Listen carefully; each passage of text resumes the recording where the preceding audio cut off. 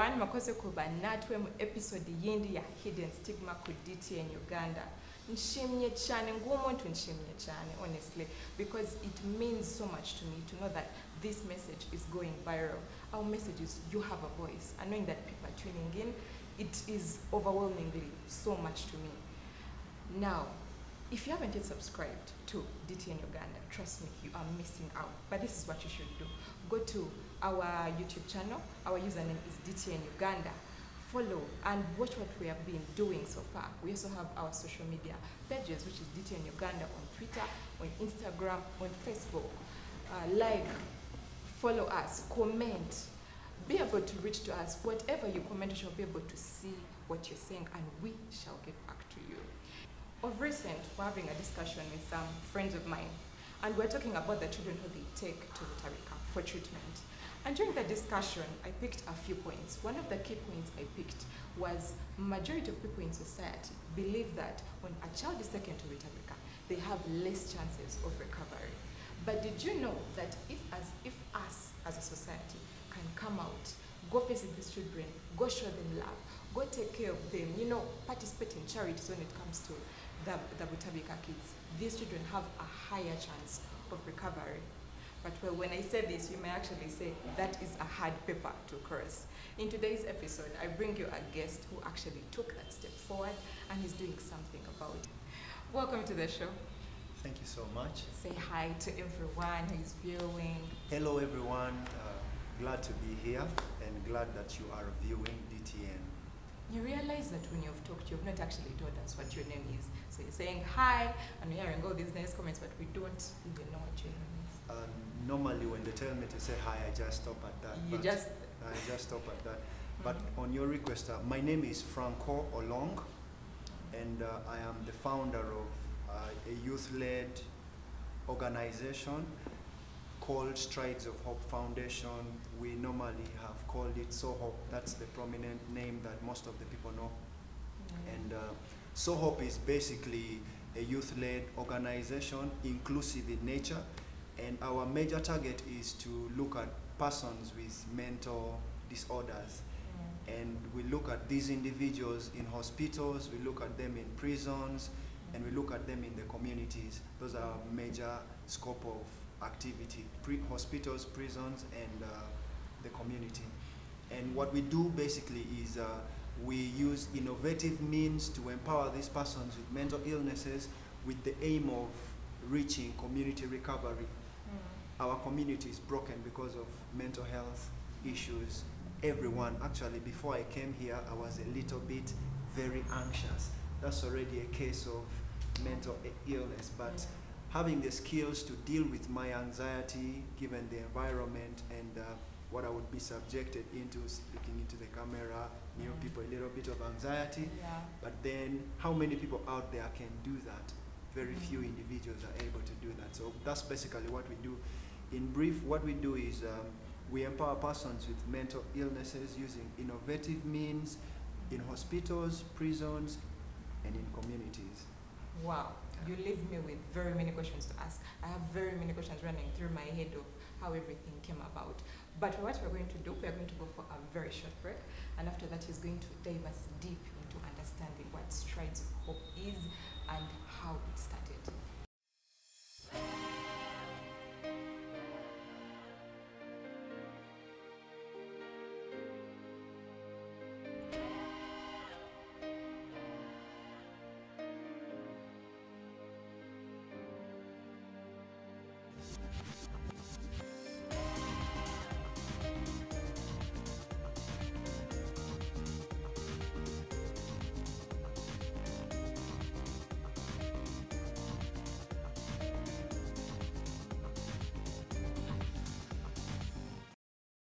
The break, you're watching Hidden Stigma, where you have a voice, and we were still in a conversation with Franko, and Franko was still telling us about Strides of Hope. From what you've said, I think my first question would be, what made you start Strides of Hope? The reason as to why I started Strides of Hope was I wanted to give back to community, but at that point I didn't know how I would give back to community, and then I found myself at Rutabika and interacted with the patients there, and that's when I got to understand, oh, I think I have a lot to give to these kinds of people in the community. Yes, sir. When you say you wanted to give back to the community, was it a personal inspiration? Did something happen, or? It was a thought that had come in my mind, and this came in from the place where I had finished campus. I studied at MOOC, did journalism, and finished campus. Before I finished campus, I definitely knew that I had something to offer to the world, but at that particular point, I could not pin it. So I remember I spent some time seeking what would this basically be. I am a person who is religious. I do have devotions oftentimes. So one of those mornings, as I was doing my devotions, with that question already, how would it feel to give back to community, having run in my mind for 2 weeks. So one of those mornings when I was having my devotions, I remember clearly hearing a voice, Butabika is there and you want Inka and Ikosen. I'm like, what? Butabika is there?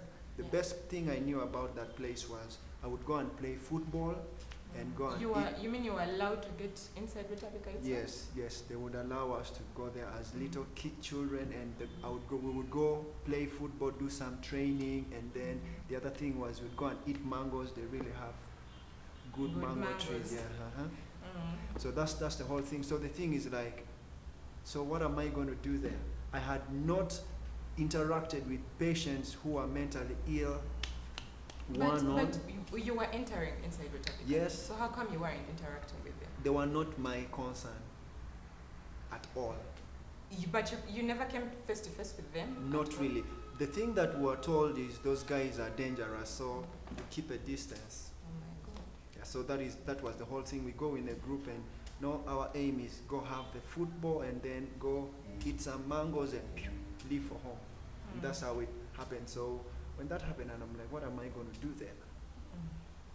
So yeah, I got there, and my first interaction with the adults was amazing. From that day, today till tomorrow, I've not left the place, and I don't think I am soon leaving the place. When you get to Butabika, Yeah. and you're doing what you were doing, what are those activities you carried out? Before I started or after? After you got that conviction. Now whenever we go to Butabika, we use very normal things that we outside people do, but then we see how we can work this with the patients and see how it can help them. We do things like music, dance.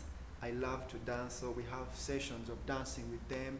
We have sessions of sitting there and you listen to music, and if you feel you want to dance to the music you're listening to, please, you go ahead and do that. Then we do art, just with the kids. We go in, bring pencils, colors, and then give a theme, for example, friendship, and can you do something of that, or just tell them, draw anything you wish, and then they start to do the drawing. And the other thing that we do also are games, rope skipping, kwepena, football. Those are the kinds of things that we do. Is this all with the children, or it's general also for the other, because I believe there's an adult section. Do you focus on a particular group, or? We have much more structured activities with the children. With the adults, what we normally do is we go and talk to them, and sometimes we do some physicals, sometimes we listen to the music, sometimes we sing, and yeah, that's basically with the adults. At the moment, our activities are not very structured, but with the kids, we have a structured activity, and yeah, we just do have structured. Talking about the activities you do at Butabika, you talked about singing, you talked about kwepena, you talked about dancing. Sure. If I dared you to do one of those activities, would you? I definitely would. Okay. Pick an activity you think you can do best. I think I can sing. Okay, now sing for us. There is this one song that we taught those kids that says, oh, it's gone. Baby Jesus, baby Jesus, I love you, I love you, you are my savior every day. Are you sure that's a song you taught them? They taught me, and we also taught them. Some of them didn't really know the song. Okay. It's not like normally what we imagine. It's reality there is very interesting. Okay. Now you've actually sung and you've given me something that came into my mind. I believe singing is powerful. Singing has managed to change so many lives. Yes. You've talked about all these activities you do with the kids. Have you seen a change in them from the time when you started working with them? Yes, I've seen. Well, what's the difference now that you're doing all these activities? I'll give one example of one particular lady. She was in her senior 6, and she never used to leave the room. She would just stay there. And every time we would come, we would engage them to sing. We would try to talk to them. And unfortunately, one of those moments, when she came after a long period of time, she began to enjoy the singing that we were doing and some of the activities we were doing, and change has been. And recently we have also been seeing some of those kids, especially during the dancing moment, where normally a child is excluded, they want to be by themselves. But I have been very amazed. When we play on the music and it starts, you will find out that that particular child comes out and he or she becomes the dance leader. That just makes me the most happy person. And I always look forward for the dance and other activities. It seems the dancing is one that has actually the more power, now that I think about it. That would be one that is easily evident. Then we have also art. Actually, some of them would have also gotten to a place when they see us, they say, can we do some artwork? What effect does art have on their mental health and how they think about life? Art is a means of expressing there are some emotions you cannot speak, you cannot write, you just shed it. It's with this aim of not completing maybe a picture like what they do to us in school. They say, okay guys, you're going to do still art, draw that rugged thing there, then you sit and begin with the aim of finishing. But here with art therapy, you just enjoy the process. Whatever, it doesn't matter what you come out with, but you just go ahead and draw it as you feel your emotions are taking you, is how you do it, and it's very therapeutic. Okay. When you're to give a percentage of the children who have managed to recover using your program, so what percentage would you give it from 1% to 100%? How far would you say? I would say that's a little bit difficult because the rate at which some of those kids are discharged are a bit high, and our system has not yet been able to track them outside school. We've only been able to track very few. We are in touch with one whom we interacted with 4 years ago. Currently, she's doing her studies at MOOC, going to be a neurosurgeon. Yes, so it's a bit complicated to figure out. Yeah, and you know, when you talk about that, it reminds me, do you know that very many children run away from Mutabika? When you look at the newspapers and look at the ratings, there are so many children who are running out. Then there are the children who are not even in Mutabika, but they are being treated by other rehab centers, and others are out of the country. Why do you think that Mutabika has not managed to have that? Why are they moving out and not coming to Mutabika for help? Because it's a referral hospital. It's free of charge. Why do you think they are not coming there and they are going to other places? I would think one of the biggest problems as to why the people do not go to Mutabika is stigma.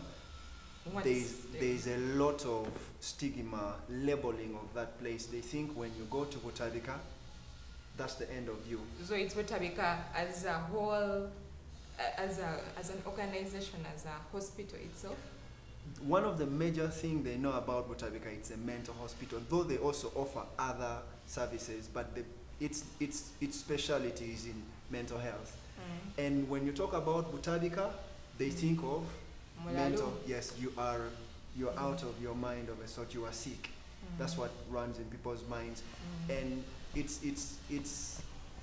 I think the stigma that is attached to that particular name is what draws many people away. Yeah. Now, you as a person, how have you been able to make these children think differently because they depend on you? How are they able to break out of it? We've tried to talk to them. We've tried to expose them to different things, and sometimes the composition of our team is we have whites, we have tall people, short people, different kinds. So that exposure that they get a little bit opens up, and then there are sometimes also when we speak about what is outside. So recently we're thinking about, we will probably have a moment where we'll take pictures of Kampala and different places and go project it to them and tell them this is how the city looks like, this is this, this is this. So that gives them a little bit of perspective beyond the place that they are in. Yeah. Okay, now currently, where is the stand of Strides of Hope? You've now told us the activities you do. How far are you? At the moment, I would say our focus this year is much more on community awareness about mental health. So though we are reaching out to the patients in the hospital, though we are also trying to reach out to the patients, mental patients in the prisons, then our focus this year is much more, we want to reach out to the community, because the problem, the biggest problem is in the community. Hospital does the best it can do.